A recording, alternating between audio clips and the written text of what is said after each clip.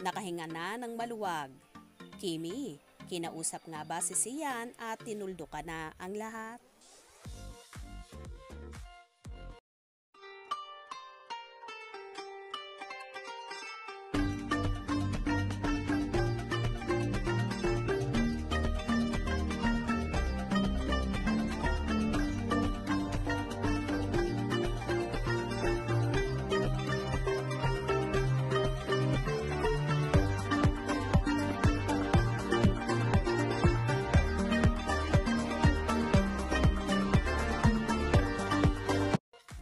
Sa naging isa sa episode ng afternoon show na It's Showtime.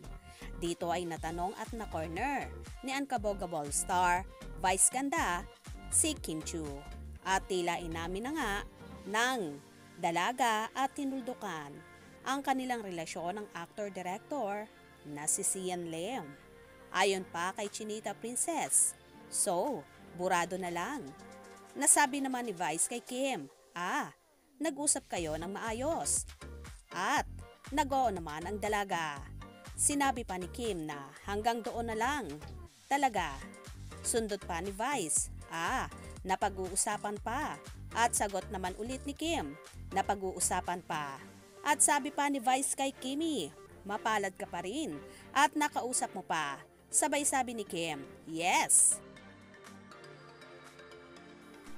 Sa pagpapatuloy pa ng actress, may mga bagay na kailangan nating isarado para makapagbukas ulit tayo ng panibago.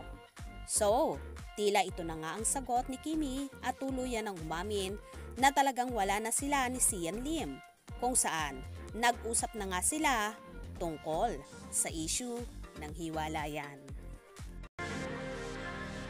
Doon na lang. Ano no? Mag-usap naman. Nag-usap kayo ng maayos? Oo, hanggang doon na lang talaga. Napag-uusapan pa. Napag-uusapan Sumapalad ka naman. din kasi nakausap mo pa. Yes. May mga bagay na kailangan nating isarado para makapagbukas ulit tayo ng panibago.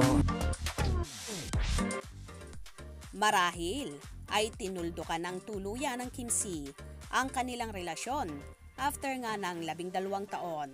Isa kaya nga ba ang kapamilya star na si Paolo Avellino sa naging dahilan ng kanilang hiwalayan? Kitang-kita kasi ang sweetness ni Kim at Paolo on and off the camera. Kahit sa taping ng What's Wrong with Secretary Kim ay kitang-kita mo ang sweetness nila at ang pagiging clingy sa isa't isa.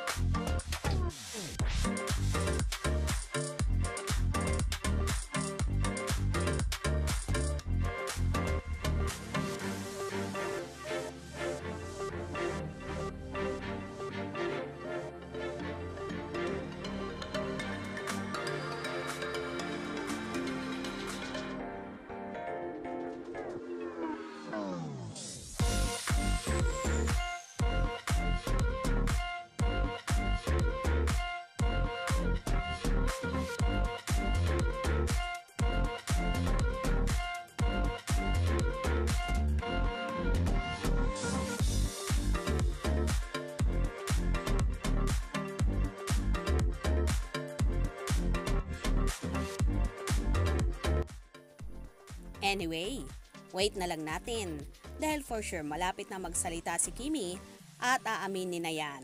Humahanap lang yan ng tamang timing. Ano sa palagay nyo? Kaya naman tumutok at huwag na huwag pahuhuli sa mga maiinit na kaganapan. Anong inyong magiging reaction sa bidyong ito? Comment below.